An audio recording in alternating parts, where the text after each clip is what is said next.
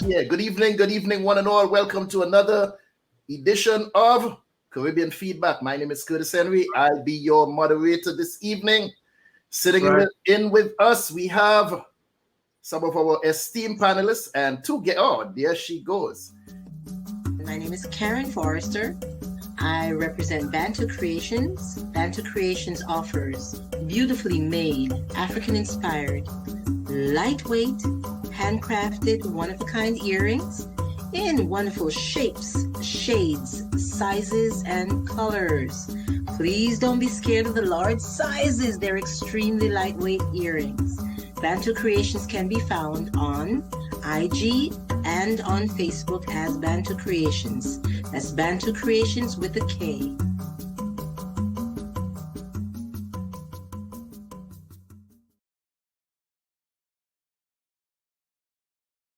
Check me out, chriskeys.com. I'm worldwide. Tony Altamirano. Hi, I'm Gina. What's up, everybody? I'm Win Vu, award-winning remixer. I'm an artist. Hi, my name's Justina Bethel. Hi, I'm Mike Bowen from Denton, Texas. How you doing? This is Tom Cutt from Music by Tom Cutt. Check out Samuel E. Archer's book, Hybrid Executive. We are in the business, and here's how you can be a better business person because you're running your business. You can find my music at JustinaBeth_EL on Instagram or JustinaBethel.com, and I am a hybrid executive. I'm a hybrid executive. I'm a hybrid executive, just like you. Follow me at Koya Music, and I'm also a hybrid executive.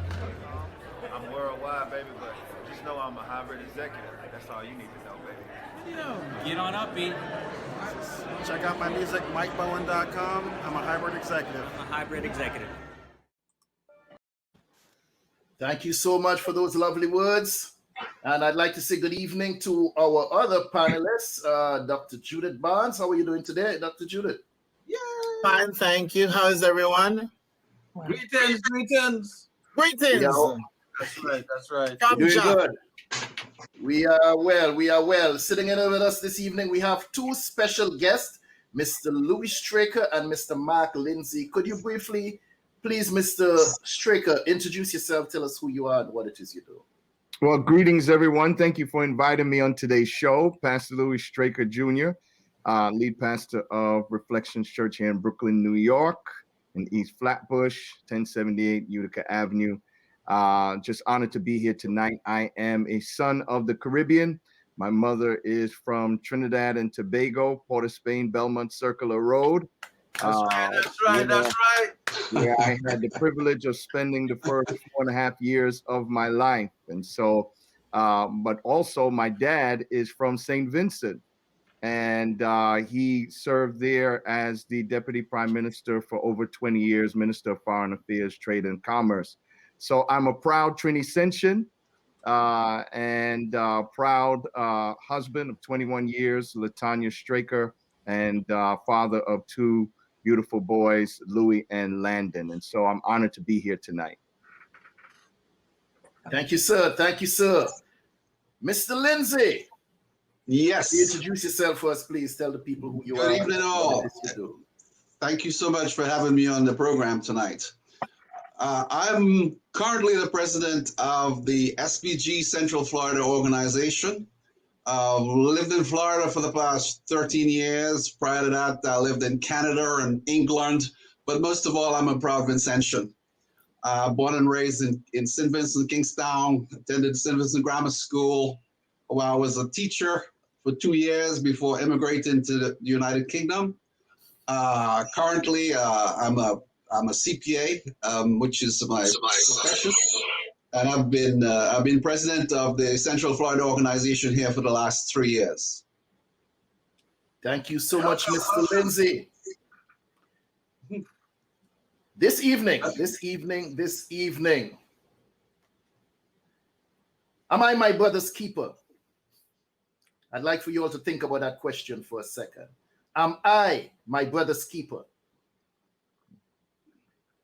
In January 1498, Cristobal Colon, also known as Christopher Columbus, stumbled across a group of islands we later came to know as St. Vincent and the Grenadines, which were later occupied and victimized by the French and later by the British. The history books taught us that it taught us the same tales we continue to read about in their storybooks across the Caribbean.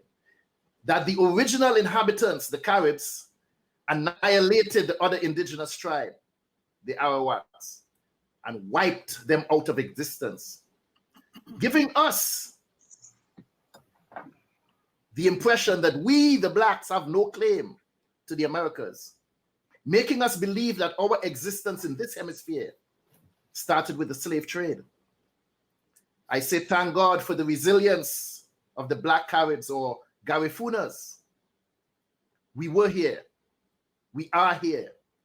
And to echo the words of Al Jarreau, we all in this thing together. Same ship, different stuff. And one of the ports that slaves were dropped off was on the island of St. Vincent. An island considered small on the worldwide scale, but we all small. St. Vincent has seen its fair shares of disasters dating back to the late 19th and into the 20th century. In 1812 was the first recorded eruption of La Soufrière volcano, and then again in 1902. This second eruption killed approximately 2,000 inhabitants of the island. And I'm hoping that our guest tonight can shed some more light on their beautiful nation, which is also the birthplace of my grandmother, Miss May Rogers. Please, Pastor Straker and Mark Lindsay, tell us about the most recent developments on the island of St. Vincent. Well, Brother Mark, I'll let you go first. Fair enough. Most of our information, we're getting it through the media. A lot of it's coming through Facebook, individuals posting live video of what's happening down there. Conversations, interviews with our Prime Minister, which are happening on a daily basis. Just to recap a little bit, as we know, the volcano erupted violently on the 9th of April. However, prior to that, I believe was the 7th, we started evacuating folks from the red zone. We are very indebted to our volcanologist, our Vincent volcanologist, Dr. Richard Robertson, who made that call to evacuate, which was very timely because we got most of our people out of that red zone prior to the actual eruption on the 9th. We evacuated by road and sea. As far as we know, there are about 20,000 people displaced from that area. There are about 4,000 to 5,000 people in shelters. These are schools or churches. There are about 70 shelters in the southern part of the island. And this is where our relief effort is focused at this time, to try and get supplies to those folks. And also the other evacuees who are stayed with families at the moment. So this is what our efforts have been focused on, trying to get supplies down there as soon as possible so that I guess folks can continue to live as normal as possible under these circumstances. The volcano continues to erupt. It's not over. And that's really the frustrating part of it, because we don't know exactly when this thing is going to end. So wait, you're telling us that from the 9th, today is what, the 20? Today is the 27th, yes. Today's the 27th. Yes, there have been sporadic eruptions since that time. I believe in the last week or so, things have been a bit more quiet, but there is no all clear at this time. So the evacuees are where they are. They're going to be there for the time being until, there is some kind of indication that things have stopped, but we're not there yet. That is my understanding, our understanding of where we stand right now. Brother Strick, I don't know what your information tells you. Well, thank you so much, Mark. You gave a lot of the insight as to where we are on the island. As I stated, my parents are living there. My dad is retired there. My mother's there as well. And so they are in the southern part of the island in Layu. They are in the green zone. And so I've been getting a lot of information from them as well, in contact with the government and also the Consul General here in New York, Howie Prince. And so what we've been hearing is that definitely, as Mark shared, approximately 20,000 people have been displaced from the north. But we have to thank God that we don't have any known fatalities, which is quite remarkable. And we do credit that to the volcanologists, my cousin Richie Robertson, and his staff, and the hard work that they're doing. But it's just overwhelming to be displaced in the midst of a pandemic. Let's not forget what is happening globally, as in contrast with what's happening with the volcano eruptions. And so, as Mark has stated, these eruptions are quite unpredictable because no one knows how much gas is at the bottom trying to be released. And so the first major explosion produced a lot of ash, so much so that it reached neighboring islands such as Barbados, even greater than where my parents in Layou lived. And so depending on how the wind would blow, it can reach, many of the neighboring islands, and they can be affected as well. But just imagine having somewhat like 2-3 inches of snow on the ground, but looking at it like gray ash, and what the people have to breathe in, the respiratory issues that are magnified even with COVID. And so a lot of this is happening in the north. You've had agriculture wiped out. You've had homes destroyed. You've had livestock destroyed. And so because of the unpredictability of the volcano, not knowing if it would last several weeks, if it would last several months, which it can, it just magnifies the need for the country. This is not something that is going to just go away in a couple of weeks. And sometimes when we do relief efforts, people get excited the first 2-3 weekends. But when you look at the devastation that has happened here, it's going to take a long time before St. Vincent gets back up on his feet. And it's going to require people with the heart and the determination to continue with the efforts in bringing relief. There have been a number of Caribbean nations nearby that have been doing their part.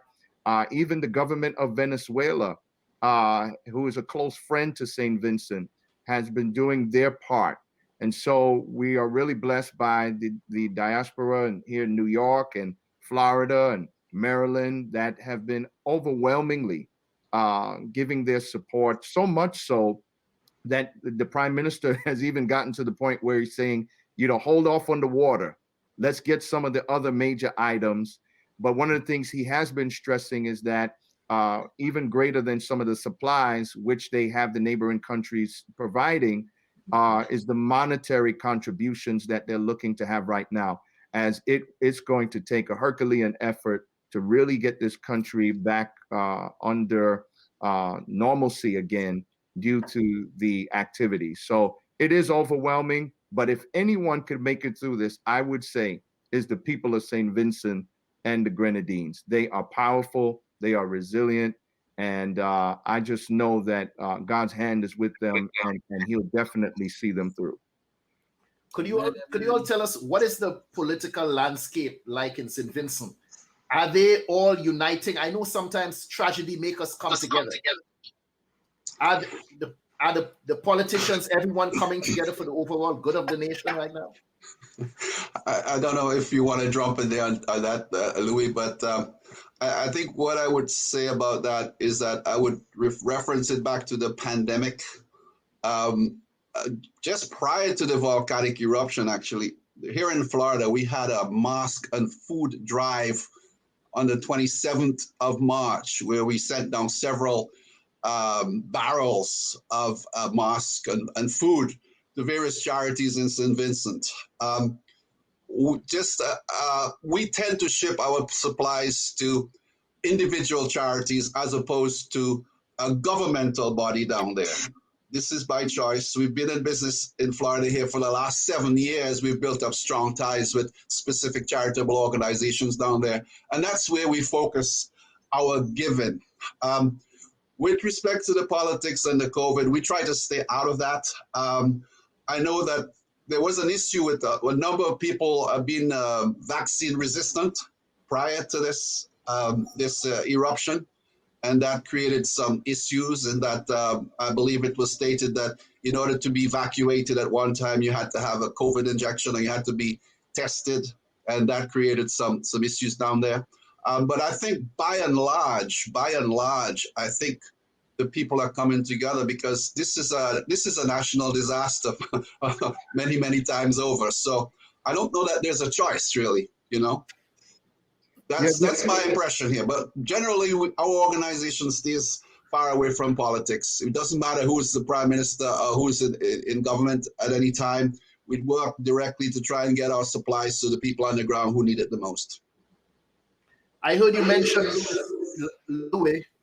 The ash reaching how many other countries outside of St. Vincent of itself has been affected by this eruption? Well, I know that Barbados and St. Lucia, of course, the Grenadine Islands, and I'm not too sure about Grenada, but definitely St. Lucia, definitely Barbados has been affected. Barbados even more so. Just a quick word on the Barbados one to give you an indication of the extent. We're told that there's certain areas in Barbados at certain times where one had to use street lights and car lights in order to see during the middle of the day because that ash and fog, if you will, was so heavy. That's the extent of how bad it was in Barbados. So tell us, do you have a map to put up, Sam, where the epicenter of this volcano is compared to the nation? Well, it's in the northern region. You see that triangle at the top? That's La Soufrière. And so that's the epicenter. And depending on how the wind blows, it would determine on where the ash would fall. But as you see lower down to the bottom in the green area, you see an area called Layu. That's where my parents are. And a number of my family members most of my family members are in the green area. Now, they migrated there after the 1902, because if you look up close to the orange and yellow-orange, near that Chateaubelair, on the coast there is an area of Richmond. And in Richmond, in those days in 1902, they had to walk across the island through the mountains to get to the other side. And in 1902, my great-great-grandmother and grandmother were walking over, and they were some of the first to see the volcanic activity. They actually had to run for their lives as they were making their way over to a place called Rose Hall in the Orange area. Also on my mother's side, from St. Vincent, was a distributor. And she lived in Rose Hall and was affected by the 1902 as well. That's how my family on my mother's side ended up in Trinidad, because they evacuated from the island. But on my dad's side, they moved down to Layu, and that's in the green area. So you see the triangle there, that's the epicenter. Okay, and the capital, Kingstown, is located south, yes, on the southwest corner. Yes. Has the capital been affected?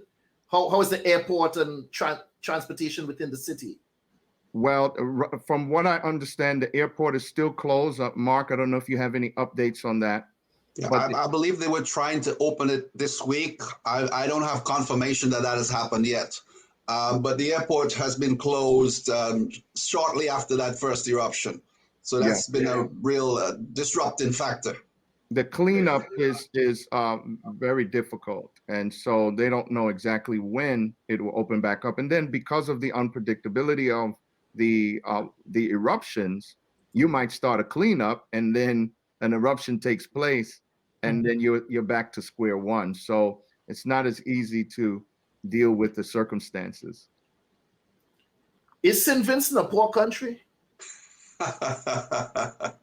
No, I know we have several nations with poor people, but the nation is not poor. I'm asking you in terms of the economic wealth of the country for it to bounce back from this situation. Yeah. That's a very serious question, but I think it's it's relative. It's in a poor country. I think if you look at it in terms of GDP on a global scale, then yes, it is. In terms of neighboring islands and sister islands, I think it's let's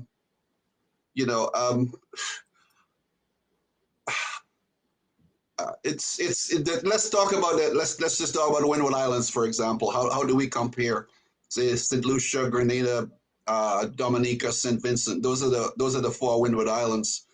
I think St. Vincent is probably somewhere in the middle of that pack. I don't know about GDPs exactly, but we're not the richest in that area, that's for sure. And our resources, our main income source, if you will, is tourism. So you could imagine what this has done to our island at this time. Yeah, tourism and the banana industry, it's really been wiped out. But at one point in time, St. Vincent was the poorest nation in the Windward Islands. Under the leadership of the current prime minister, they've kind of made some headway with some strategic alliances with Cuba, Venezuela, Taiwan, which has allowed them to have greater development. Of course, the international airport was huge for tourism and these things, but they're making their way, although this is really a situation that can set them back. And this is why I believe the prime minister is calling for financial support more than anything right now.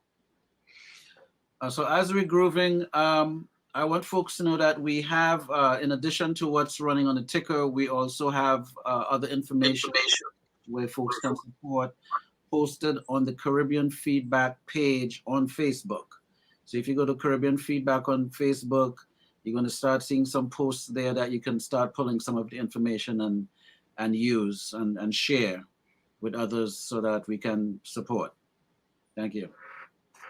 So tell us about the efforts that are underway and what can we as concerned citizens here in America and throughout the Caribbean. I'm pretty sure there are efforts there being conducted at this time, but what can we as concerned citizens here in America, in Florida, in Brooklyn, wherever we might be within the sound of this podcast, what can we do in the coming days and in the near future? Because like you said, it's a long time before the country comes up from under this mess. What can we do? What efforts are underway that we can help?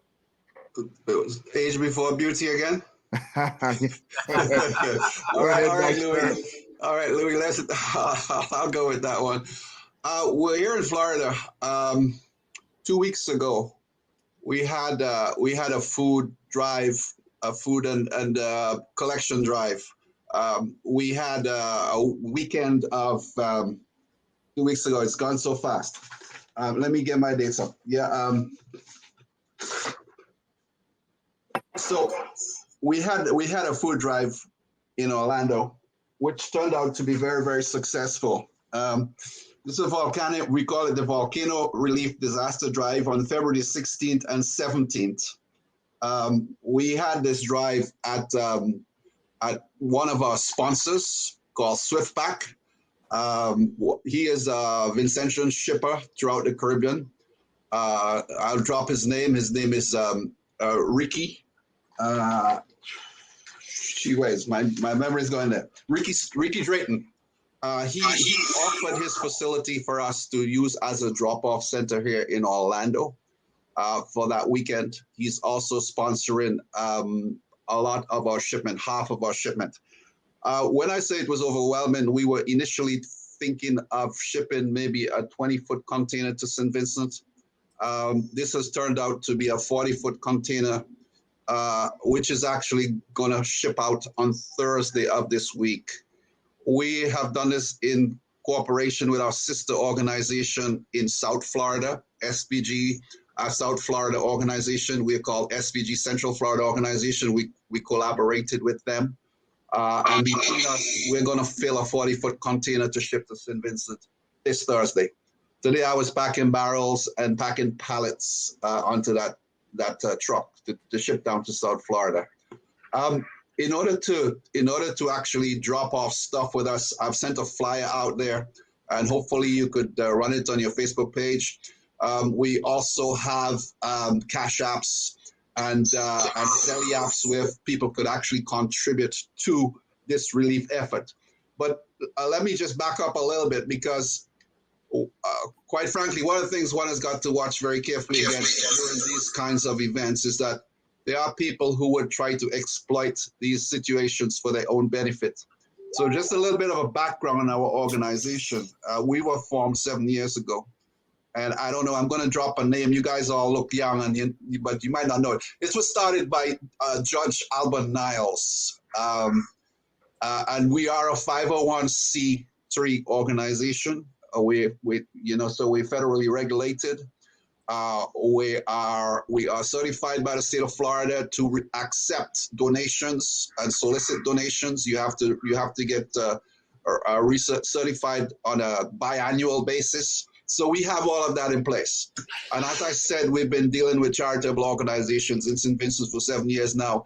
We know the ones who give us transparency and feedback on the supplies that we send, and those are the ones that we're concentrating on.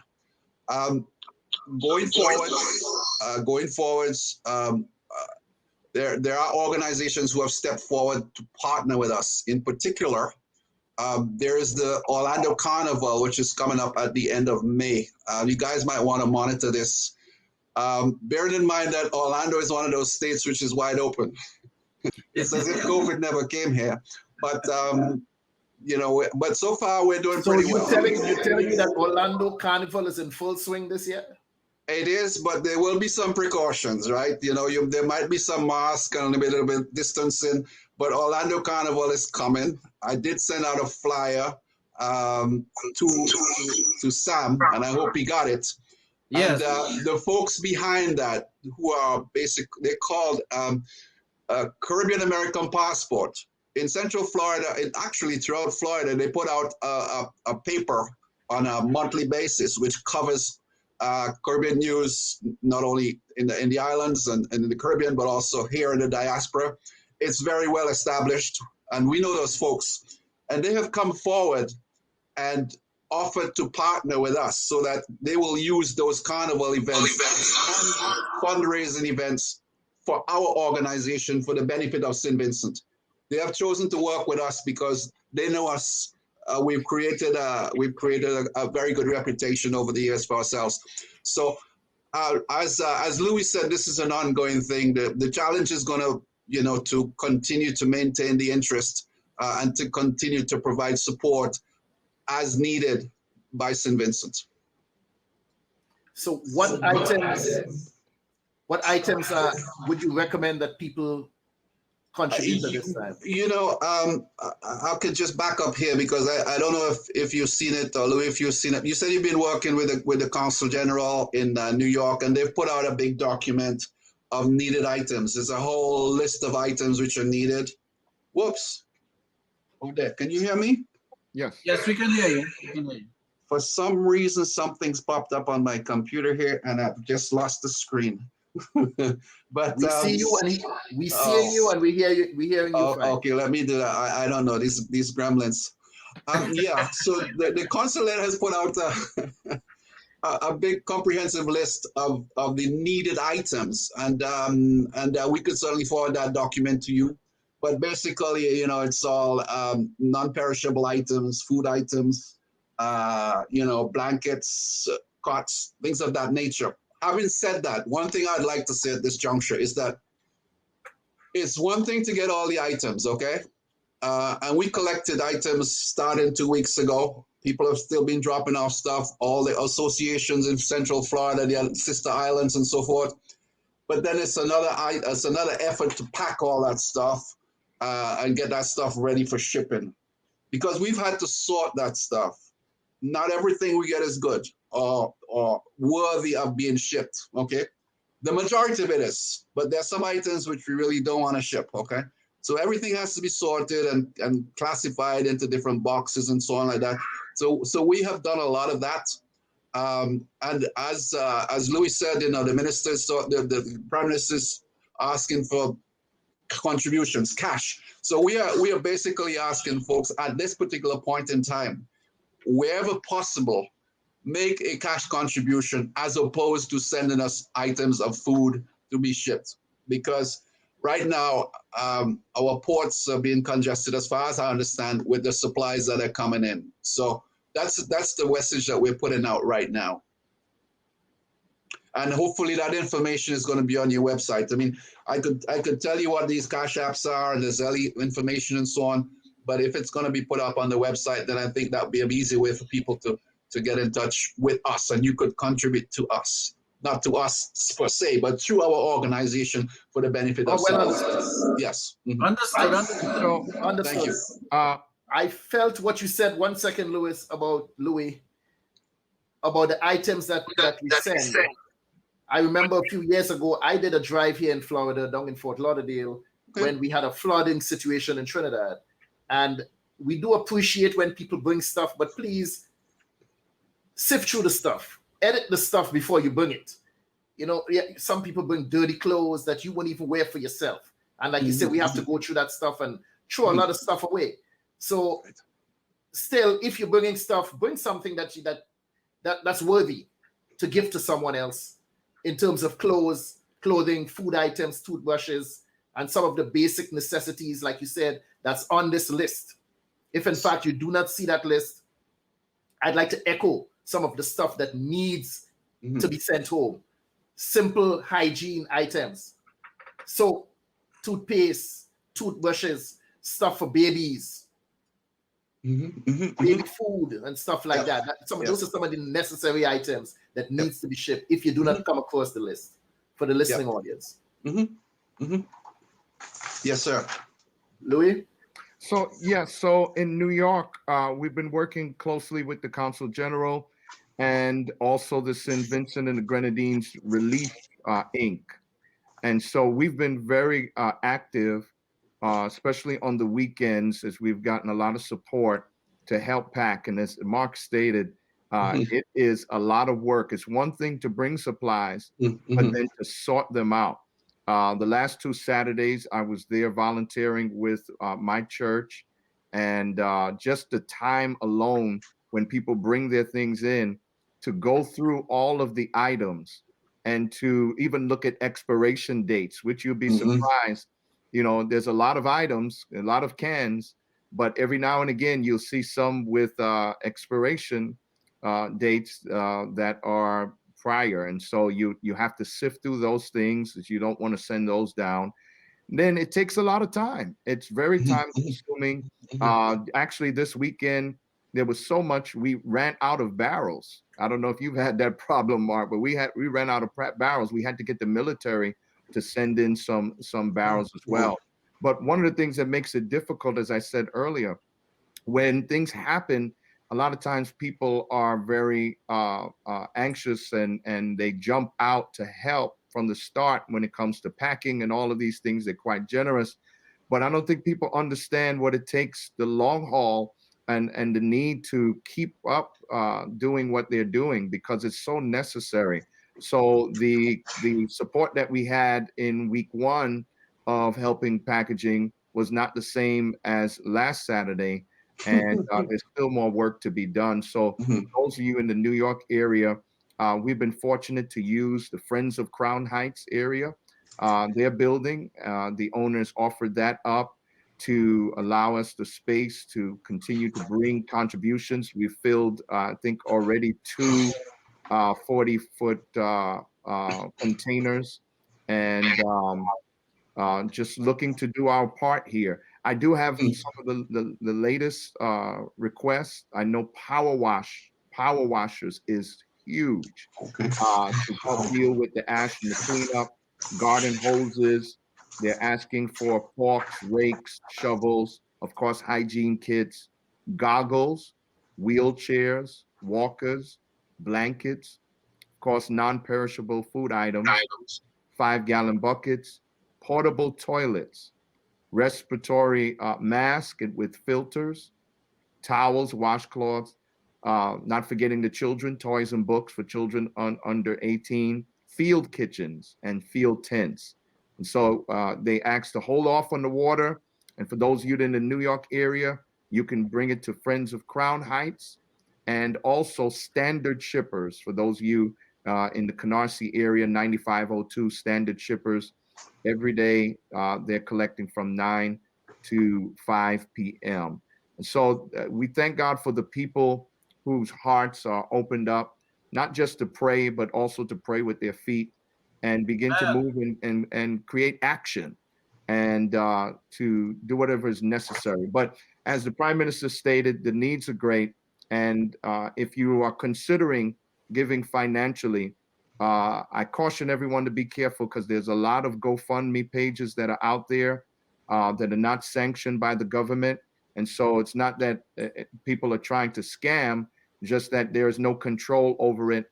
And then we don't know exactly how much is going to or where it's going. So the government has set up an official page where contributions can be made to the government if you so choose. And that is helpstvincent.com, HELPSTVINCENT.com. And so you can give there. That goes directly to the government of St. Vincent and the Grenadines, unless you have organizations, as Brother Mark has stated, giving to other organizations there as well, and you have those connections. Just make sure that they're credible sources, because unfortunately there are situations like this where people do take advantage of other people's generosity. So we want to be careful with that as well. If I may just jump in on the tail end of that, Louis, I just wanted to add one thing to your list of items. We've been told that nebulizers are in much demand down there at this time. And in order to reach us online, if you go to our Facebook page, St. Vincent and the Grenadines Central Florida Organization, this is where we put out most of our current information. This is where you would find the necessary links in order to donate through us. This would give you information as to where to drop off material for shipping to St. Vincent. So go to St. Vincent and the Grenadines Central Florida Organization Facebook page. This is where we have all our updated information. And this is the easiest way to find out what's happening with us. We also have people in the DMV that are collecting the DMV volcano relief drive, and they have in Baltimore the Hyroon Lounge, and I think you also, I think I saw it on your screen, St. John's Episcopal. We had it before. I'm gonna bring it back. Okay, and also so I threw that up, but yeah, right, in Bowie, Maryland, 3803 Clearton Drive on Bowie, Maryland. And so there are a number of people that are doing their part, and it's just a blessing to see how people are just so giving and generous in this season. You've both mentioned. Go ahead, Karin. You've both mentioned the equipment need and so forth. What about you said that the presence of volunteers has diminished dramatically from week 1 to right now. So you also in need of volunteers? Yes, definitely. And I think a lot of it is a communication gap as well. When the relief effort started, flyers went out with certain dates on it. And I don't think people realized that the work still continued. And so I think there was a communication gap as well. And so I think some of these organizations need to keep on putting it out there that we do need the help. And I think they would definitely get it, because there's a lot of work that needs to be done. Has anyone reached out to any of the larger enterprises like Home Depot, Lowe's, Walmart for support? Yeah, we have done that on an ongoing basis here in our various drives, because like I said, we are a registered charitable organization. So we have tried to get support from those organizations from time to time. And also at this time, normally with any of these large organizations, you have to go online and fill out an application, which is then vetted, and which often takes some time. I believe we might have some of those in process at this time, but to date, we have not received any significant contributions from any of those large organizations at this time. We are aware, I mean, most of the time, these contributions come through individuals who may work for these companies, and then internally they put things out on our behalf, and we expect to have some things coming through that route, through one of our larger hospital systems down here. We're looking forward to receiving, a large supply of equipment from one of these hospital systems here on that basis. Yeah. Yeah, there's a redirect on our end here, trying to get to some of the larger organizations, even the Dodge, Chrysler, and Chevy, and some of these major vehicle or transport companies, to see if we can get some of those vehicles down on the island to help transport some of the items and meet the needs that are there. So there is a shift now to get to some of the bigger corporations. Of course, we need those that have the level of influence, because as Mark said, the regular process can take some time going through applications of these kinds of things. So there are some folks that have these connects, and we're trying to use all of the major influence that we can and speak to the power brokers and see what could be done. So how I just wanted to find out, what was the situation with in terms of school and students and things like that? What's happening with that on the island? Is it like everything is halted, or is there some sort of a alternate thing that's happening for that as well, for like the students there? Yeah, that's an interesting question. Mark, I don't know if you have any insight on that. I was going to throw that one to you, Louis. I mean, my understanding is that everything is on hold. It's survival mode, It's survival mode. I think it's probably too early to even think of having schools reopened at this point, I haven't asked that question specifically, but I can't visualize how that could really be happening. Although, I didn't know if it was open or closed or what happened. I just was wondering, okay, well, is there any sort of resemblance of anything, because then there's an issue with, I know the food aspect, like the crops and the local things, that's sort of like all that is shut down. So I was just asking, not that school was open, I wasn't expecting anything like that, but I was just saying, what was sort of like, was there sort of a provision for that, or, but if there's nothing in that. Yeah, we haven't heard anything on that as yet, and that's a great question. I'm sure it'll be addressed soon, but right now they're pretty much in survival mode. Wow. Yeah. Dr. Judith?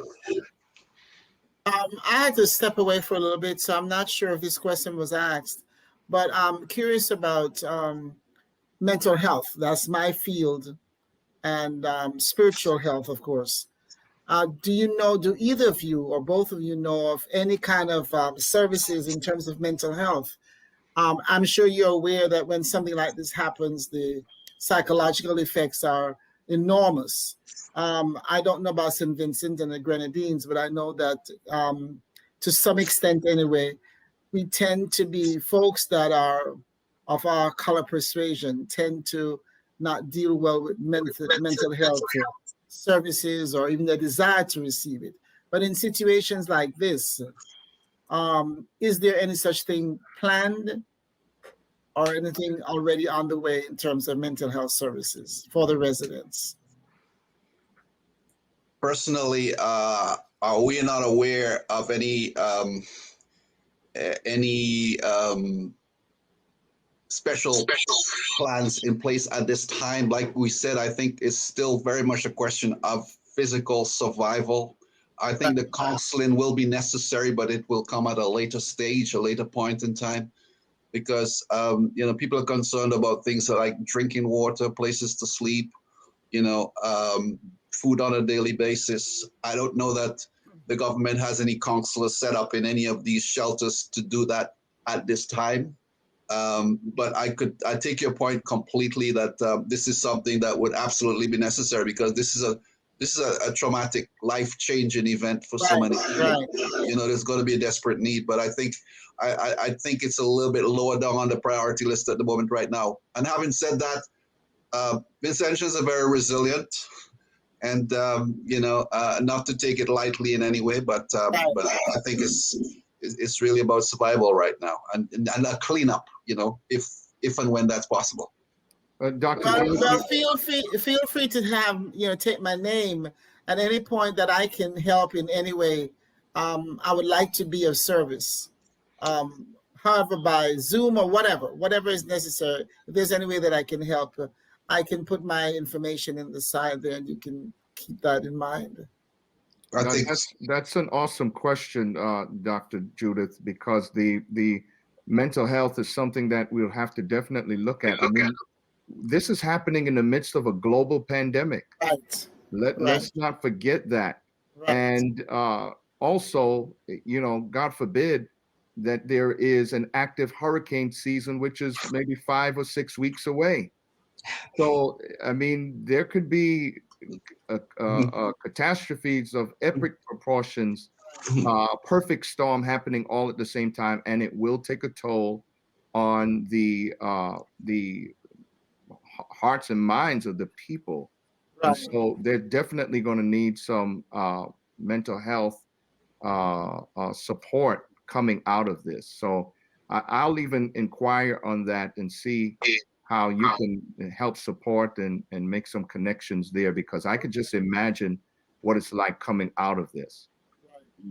I'd like to throw a question to Karin as a healthcare professional.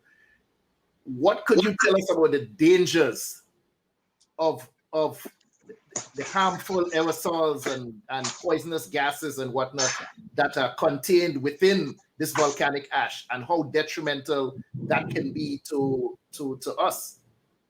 That would be a very important concern, but even more importantly would be what you've mentioned before, the need for nebulizers, people who have pre-existing respiratory conditions that are in agony.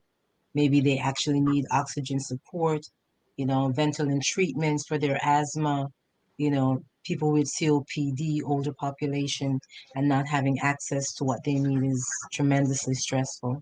That would be my prime concern, would be the airway support first, or any chemical, that's going to happen and to be more harmful, down the road. But right now, respiratory support, those who need it, of prime importance.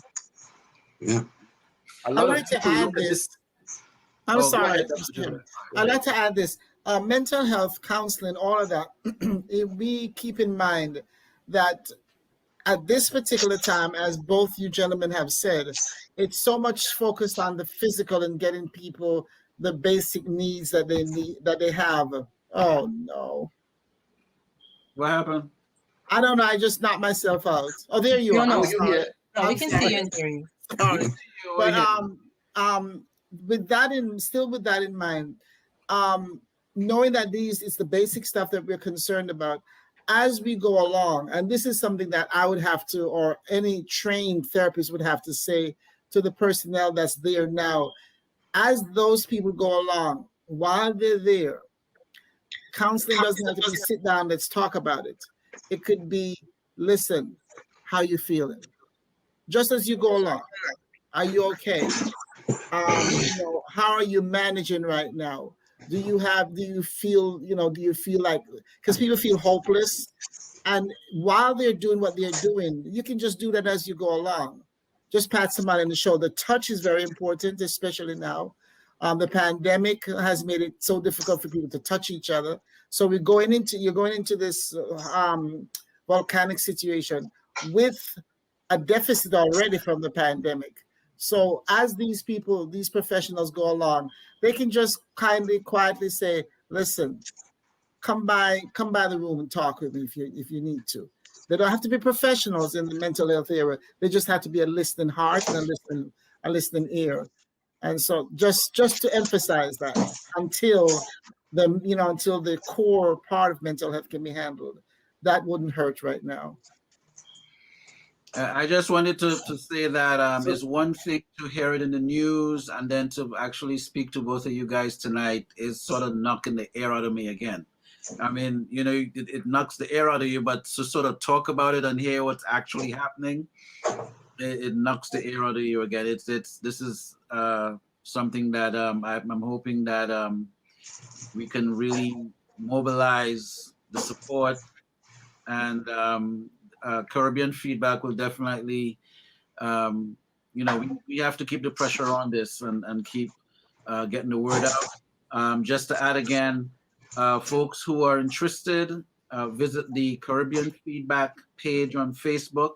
Caribbean Feedback page on Facebook. We've been posting some of the information where folks can support, whether it's by goods or financial support. And we also have the Cash App information, so I'll have that running in a couple of minutes. And who knows, we'll take questions from the viewers as well, right? If there's yes, anything. I'd like to acknowledge some of the people in the chat room right now. Sherry Ann Sylvester stated that the CXC exams are on the horizon, and there are students who are sitting that exam this year. If you are familiar with the situation back there, Mr. Straker, that's that examination that takes you on to higher education, taking you out of secondary school into the college level. And so many, or is that the common entrance level from No, CXC. CXC, That's okay, high school, yes. Yes, that's high school examination. So for them to prepare and miss this examination at this pivotal point in their lives, it can be such a detrimental thing. We also spoke about the evacuation, where some family in the city may not know that those from the country have evacuated the island, and not knowing that for maybe years to come, where their family members may be, especially when you have to leave your household and have all of your personal items and stuff behind, when you have to get up and run. Mm-hmm. And people who go to other countries and may never return to St. Vincent. Mm-hmm. So how detrimental that can be to families being torn apart and not reconnecting for years to come. Wow. Well, that's definitely what happened on my mother's side with the D'Souza family. When they left in 1902, we lost really the connection of the family tree there on how we're connected to, the family in St. Vincent. So I can just see how that can happen all over again. Although there have been a lot of people that have chosen not to leave the island. There have been a lot of people that have gone into the shelters or gone to other family members' homes in the green area on the south side of the island. So we didn't have a lot of people, maybe about, I don't know, Mark, I don't know if you have those numbers, how many people actually left the mainland. But just thinking about going forward, however, though, given that many of them will not be able to return back to their places in the north, it may see some migration to other islands as well, and that can deteriorate the family tree and the connections that are there. Yeah, Louis, that's a very good point. At the current time, I don't believe there's any indication of a mass exodus or a mass desire to leave St. Vincent, because with the contingency plans, there was at one time 4 cruise ships in St. Vincent available to evacuate folks to the other islands, and our information is that the majority of people declined this option. Most people wanted to stay in St. Vincent at this time. Those cruise ships are no longer there because that evacuation process never took place.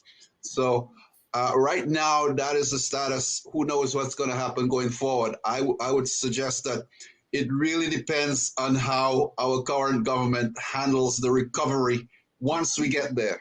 Unfortunately, we're not there yet. We don't know exactly what's going to happen with this volcano, and that's really the scary part of it, is the uncertainty. But I think this could be a great opportunity for St. Vincent, because our Prime Minister has those relationships which Louis talked about, and there will be, I think, an influx of support, financial support to St. Vincent, and as someone said, hopefully we could build back better, and that might be an opportunity for us, really. But we're just not there yet. We're still marking time. We still have to wait to see what happens with this volcano. And in the meantime, we've got to kind of keep our efforts going to keep the public interested in this disaster and continue to support as needed going forward. One of our listeners said, Lucy O'Brien, she said that St. Vincent was also battling dengue and COVID-19 prior to this eruption. So it seems to be the deck is it seemed to be stacking against the country right now. And you know, they did remarkably well in containing COVID on that island. Did very well. But with everyone in the shelters together, social distancing not as strong as before, that is a concern that there'll be an uptick in COVID cases on the island. Mm-hmm. I'd like to say this, that no matter what we say, there's a spiritual element to the way I look at things and where I look at all of this. And I'm not directly involved because I don't have a family member or family members there. But anywhere anyone hurts, it affects me. That's how I look at life. So I cannot help but think and believe that out of this, something or some miraculous things could happen.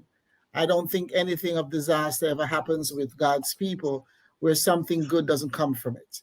And so I have to keep that focus. And if I would be very, very, I would be just totally wrong if I didn't say that, because it's in my head, it's in my heart, and therefore I must speak it, because it's as a child of God, I have to say that no matter what happens, I will continue to believe. I heard about this last week, so I'll continue to believe that even in this pandemic, even in this disaster volcano, that something good or some things good will come out of it. And sometimes we live just kind of going along, and we don't really think about life. And I would say we don't think about life and where we're headed spiritually. We think about the possessions and the material things, which are of concern. They're important. But one of my brothers that lives in Jamaica, primarily lives in Jamaica, he said recently to me, if we don't learn anything from this pandemic, we have lost an opportunity to grow. And so I would say the same thing for the volcano. Whatever happens, prayerfully, families, individuals will learn something that would improve their lives. And that's the way I look at my life. That's the way I look at the world.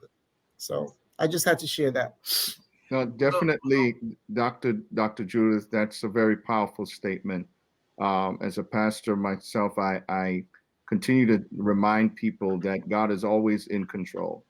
And as you were speaking, the scripture in Romans 8:28 reminded me that God works everything out for the good of them who love him and are the called according to his purpose.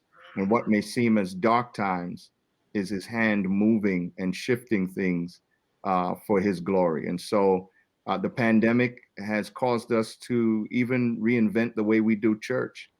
Many of us were not on streaming platforms, and many of us thought we had to get on planes and do all kinds of stuff to get the gospel out. But now the gospel is at the tip of the finger.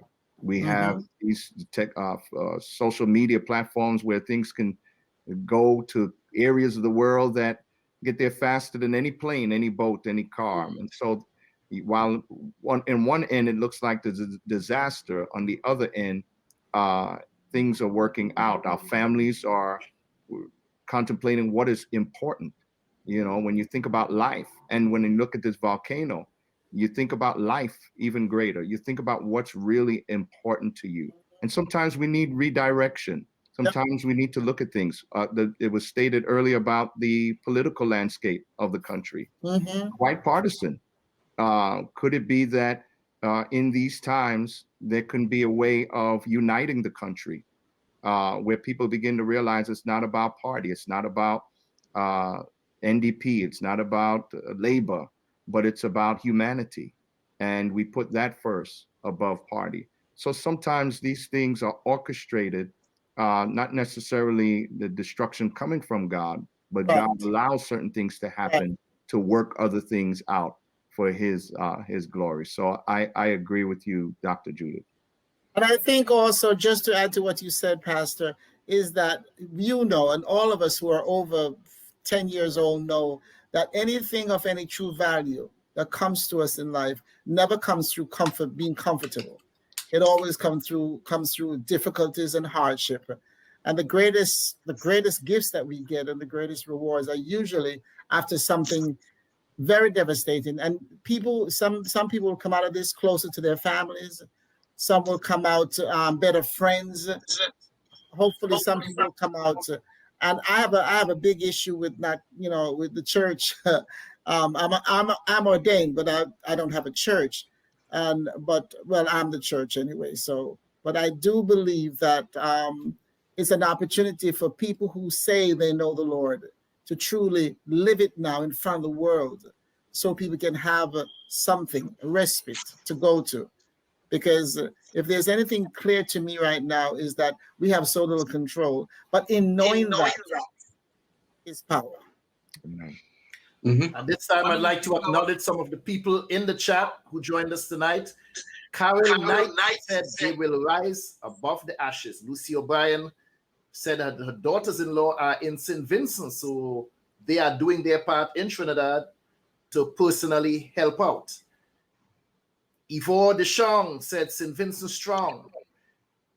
Sherry-Ann spoke once again about COVID, the volcano, and hurricane. It's quite possible, and we have to rebuke this madness. Nicole Brown, Sherry-Ann Sylvester, Jacqueline Samuel, Shireen Charles, Nicole Brown again. Thank you all for joining us. Da Vinci Chatoya, thank you for joining us. Mr. Amran Nero, thank you so much for joining us this evening. Jacqueline Samuels, Barbados, and St. Lucia. I guess she was speaking about who was hit by the ash. And she also said that we are strong, determined people. We bounce back. We will bounce back very strong. And once again, yes, Miss Samuels. Thank you all, Andrea Lamott, for joining us, and Lucy once again.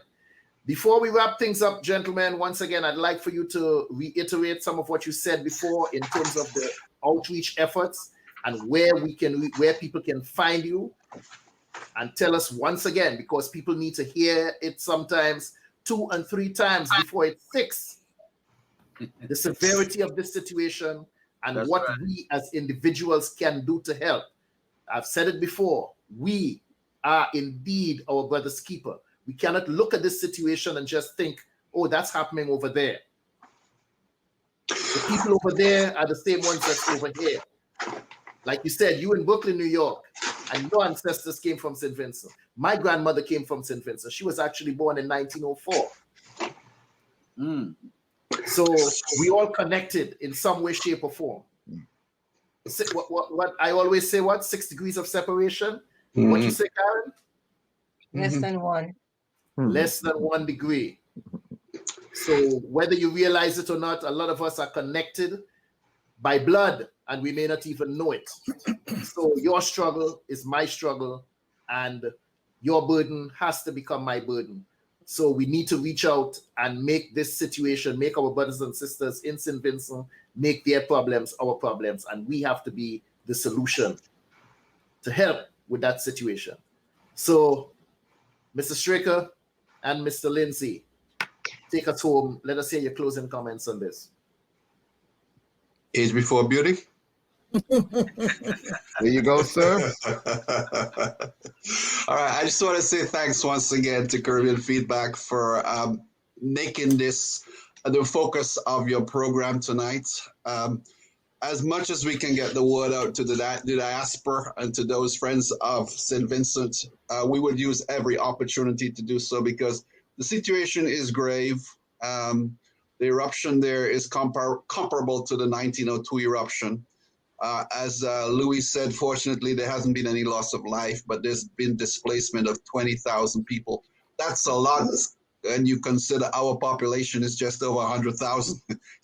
That's 1/5 of the population's been displaced, So the situation is very serious. St. Vincent is a very beautiful island. No need for me to tell you folks that, but maybe some other people need to hear that.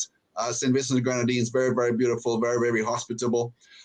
We have got to build this back, and we are doing everything we can in the diaspora to make that happen. So from our perspective here in Central Florida, please follow us on Facebook, St. Vincent and Grenadines Central Florida Organization. That's our webpage. That's where we post most of our information.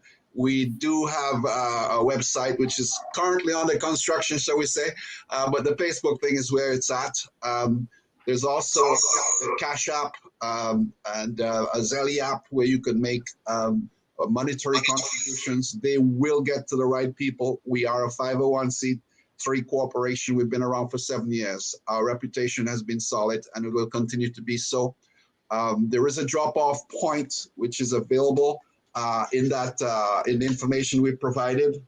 That's at 3701 North John Young Street, John Young Parkway, in Orlando, Florida. And that's at the Swift Pack shipping location. So we're still collecting stuff, although our preference at this time is monetary because a lot of stuff has already been shipped to St. Vincent. So once again, thanks for this opportunity to get the word out. And this is one of the great things about what's happening right now, is certainly bringing us all closer together.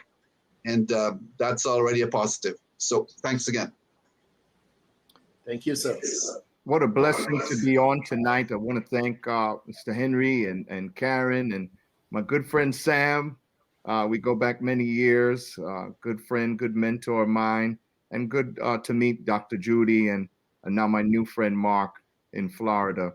The situation in St. Vincent is just overwhelming. I don't think we can really grasp the magnitude of the destruction and what the people are facing. I'm not even sure if the people there can really grasp the devastation that has taken place, but it's grave and there is a great need.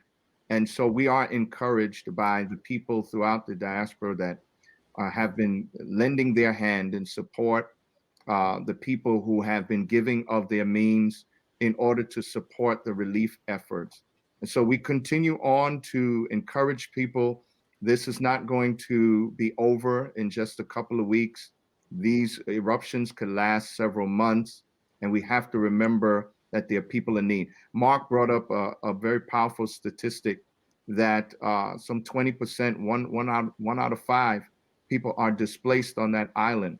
And while the island may only have just a little over 100,000 people on it, I want you to think of it in terms of if it was America. You talk about 20% of America, you're looking at almost 70 million people that would be displaced. So when a country is feeling 20% of people displaced, it hurts. And when the country is also struggling to survive in terms of the devastation and livestock and agriculture and all of these things, it is an overwhelming situation to even think of. And so I encourage people to continue on to support. We've listed some of the items. One of them that was brought out tonight, definitely the nebulizers, due to the sulfur in the air and some of the damage that could be caused to the respiratory and the lungs. And when we think of just the cleanup alone, power washers definitely needed, garden hoses, forks, rakes, shovels, hygiene kits, all of these things. Let's remember our children. Let's remember the elderly. And let's do our part to help St. Vincent rebound. I'm working with the SVG Relief Fund. Friends of Crown Heights here in Brooklyn, New York is a drop-off center. Also Standard Shippers is another drop-off center. Whatever you can do.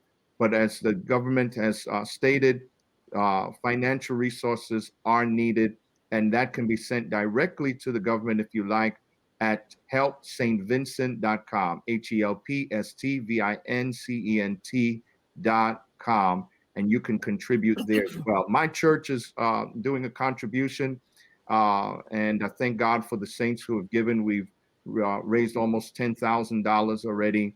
And if you wanted to give via my church, you can text the word reflections give to 77977. Reflections give, one word, to 77977. We'll make sure those resources get to the island. But again, thank you for tonight. Let's continue to pray for the people of St. Vincent and the Grenadines. I'm reminded of the words in their national anthem, whate'er the future brings, our faith will see us through. St. Vincent is a people of faith, and I know if anyone's going to rebound from this, it will be the great people of St. Vincent and the Grenadines. Thank you all and all the listeners tonight. God bless you all. And I look forward to being back on Caribbean Feedback with you all sometime in the future. God bless. You're most welcome. In the face of disaster, all nations, irrespective of race, religion, color, creed, or class, need to lend a helping hand to the people of St. Vincent and the Grenadines. Mr. Mark Lindsay, Louis Straker Jr., thank you all so much for joining us tonight. Thank you. Thank you. Thank you.